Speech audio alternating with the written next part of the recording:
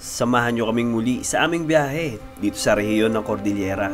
Sa episode na ito, tayo ay papunta na sa Hunduan, Ifugao.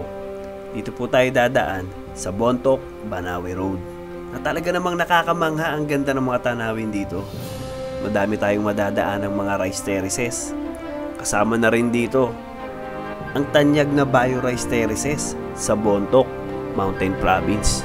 Kaya tara, sama kayo sa biyahe namin. Papakita namin sa inyo kung gaano kaganda ang Hunduan, Ifugao. At ngayon po, biyahe na po tayo uli. Papunta tayo ng probinsya ng Ifugao. Meron tayong lugar na babalikan doon, yung napakagandang Batad Rice Terraces. At meron din tayong ibang lugar na sisilipin na napapabilang sa UNESCO World Heritage Site. Yung Hunduan Rice Terraces, Mayoyaw Rice Terraces, Bangaan Rice Terraces. Ayan, tingnan nyo yung view dito, dinadaanan natin dito. Nasa Bontoc pa rin po tayo, part ng Mountain Province. Ayan, tuloy po yung biyahe natin. Ayun si Lodi bro, Unico. Kaya paano, sama kayo sa biyahe namin. Papasyal namin kayo. Dito pa rin po tayo sa Bontoc, Mountain Province. Isa to sa magandang part. Kaya lang yung mga palay maliliit pa. Ayan, iba bagong tanim pa lang yung mga palay, oh. Ayan, sa taas kaya maliliit pa, oh. Sungot-sungot pa lang nakikita natin. Maliit pa yung mga palay. Pero ang ganda dito pag yung dati na tiyempo namin to, matataas na yung palay, ganda. Kaya lang wala akong aerial noon kasi dati pag bumiyahe kami talagang puro bira lang ng bira. Ayan, terraces din, di ba? Na bato-bato. Ang ganda. When we wake, hear the birds and see the sun. Side by side our fears are done. Oh, the good times just begun. Oh, we know what we have, let's hold on tight. Found what we're looking for in life. Call us crazy, but things are finally right. With you and I, the future is bright. Oh, you and I, we got it. Oh, we don't need no more.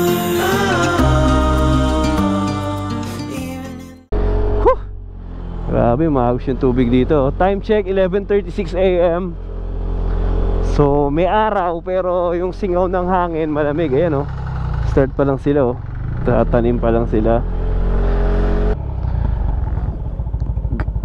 Lalim ng bangin, oh. Yung mga palayan din doon, may tao doon. Dito pa rin tayo sa Bontoc, Mountain Province. Grabe, napakaganda talaga dito. Sarap magmotor.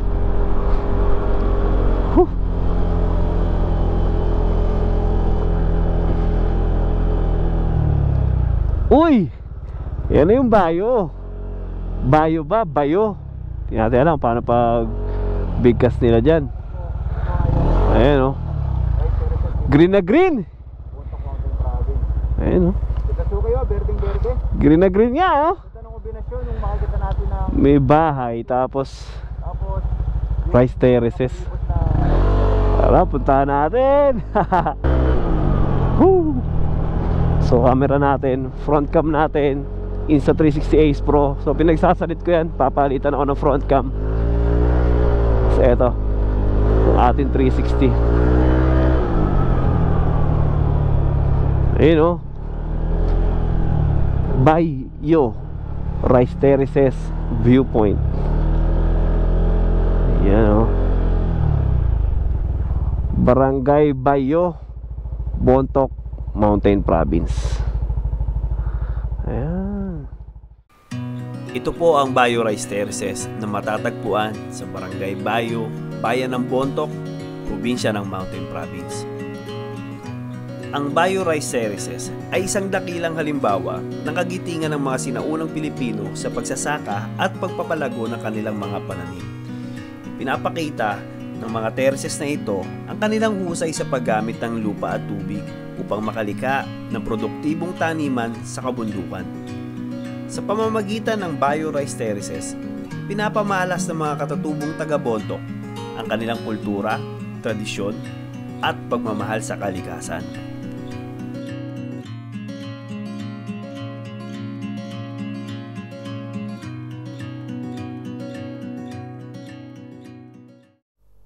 Alright, napaliparan na natin to bio-rice terraces. So let's go na. Diretso na tayo sa Hongduan, Ifugao. Tapos pag may magandang spot, syempre hinto ulit tayo. Kunan natin ang aerial.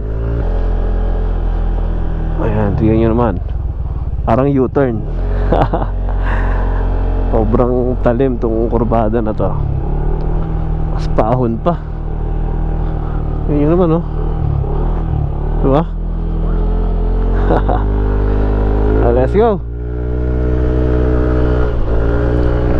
Time check, 12:40 PM. Malamig pa rin yung singaw. Kasi itong part na to, grabe, ang daming pine tree dito. Hindi bundok dito, hindi kalbo, mapuno. Banawe Police Station. So nandito na pala tayo sa Banawe, Ifugao. Mas malamig dito kaysa sa Bontoc. Dito makikita natin, ayan, mga nagtataasang bundok, tsaka mga punong kahoy makakapal. Ayan, yun yung mountain pass na yun, oh. Dadaanan natin yan. Tara, let's go. Ganda yan. Ang lamig dun, oh. Kukubli sa araw dun, oh. Dito maaraw, mag-aalauna ng tanghali, pero ang lamig ng klima. Yung si ate tsaka si kuya dun, oh. Sana all. Lamig. Ramdam na ramdam ko pumapasok sa bukas na yung visor natin ngayon.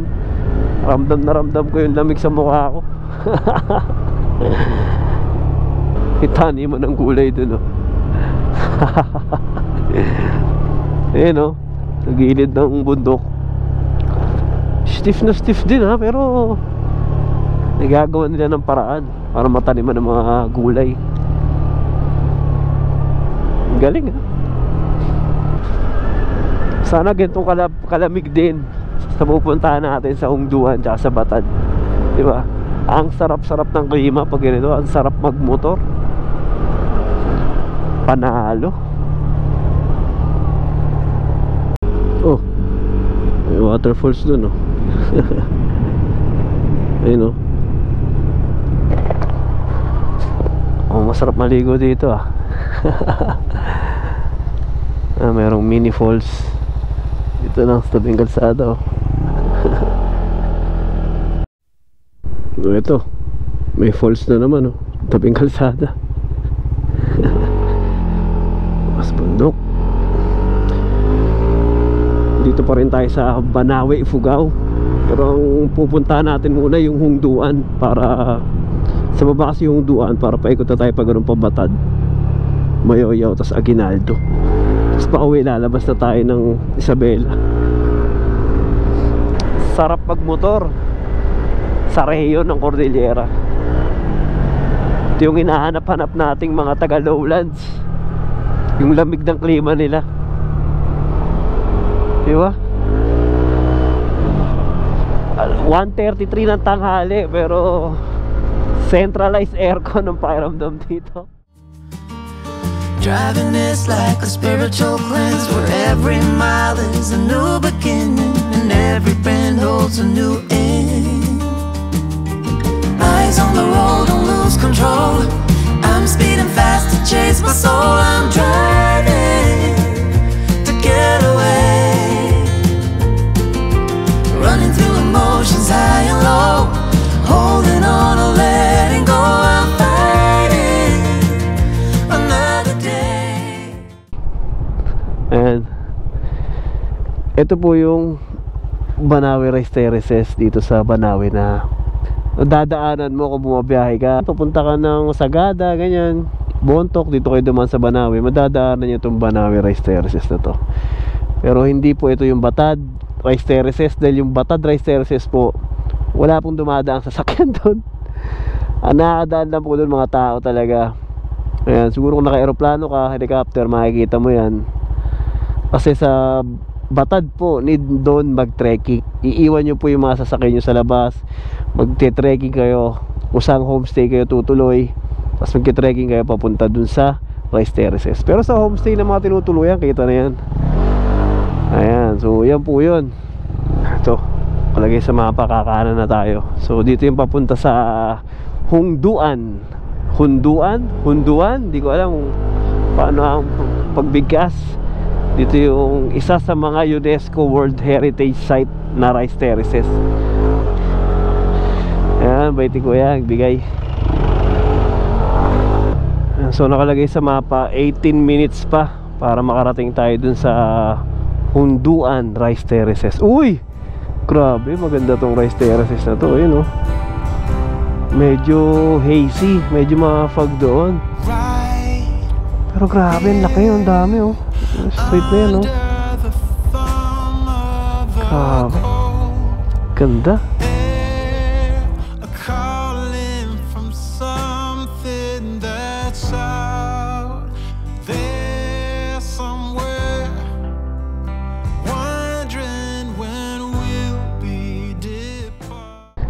Try natin gumilid. Silip tayo. Silip tayo sa gilid. Ito. Wow! Grabe! Ang ganda! May you always find your way to higher ground. May you always keep your head held up high. Pretty little thing, you're a diamond in the rough, shining from within. I can tell that you're tough. Just the sight of you when I'm at my weakest point makes a world of difference, oh you make me strong. Pretty little thing. Pababa pa dun. Mas maganda pa siguro gawin doon yung view. So maganda pa siguro gawin doon pag matanaw mo yung papunta naman doon sa likod. Tignan natin. Ito pa lang. Welcome to Hunduan. Dito na tayo sa Hunduan. So hindi pa pala Hunduan yun doon. Ano kaya ang part yun? Banawe pa? Ayan, oh.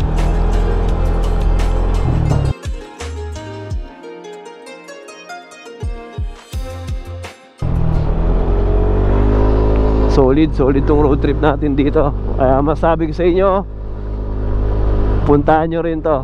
Kung mahilig kayo magmotor o kahit nakasasakyan kayo, kaya naman ng 4 wheels dito. Maganda naman ang kalsada, hindi naman rough road. Pasyal kayo dito, masisiyahan kayo. Mabubusog ang mata nyo sa mga gandang tanawin. Tapos malamig na klima. Ang solid dito. Ayan po, dito na tayo sa Barangay Hapaw, Hunduan, Ifugao. Ayan. So Hunduan Rice Terraces siya na nasa barangay ng Hapaw. Kaya yun din siya, yung Hapaw Rice Terraces. Oops, stop tayo dito.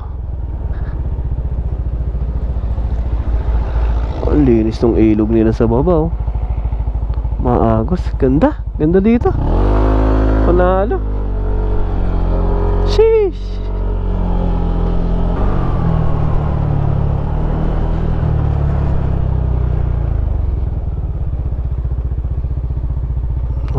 Ito na yung viewpoint.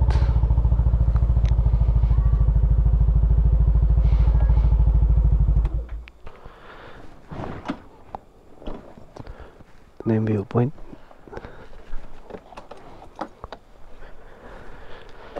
Isipin natin ano meron dito.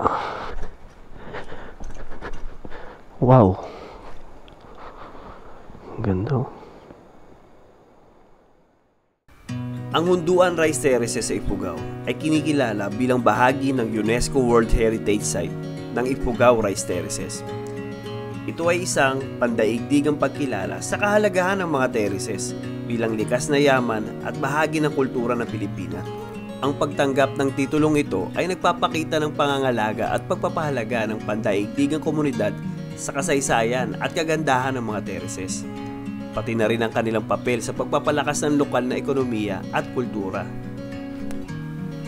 Ang Hunduan Rice Terraces ay kinikilala bilang isa sa mga natatanging yaman ng kultura at kalikasan sa Pilipinas.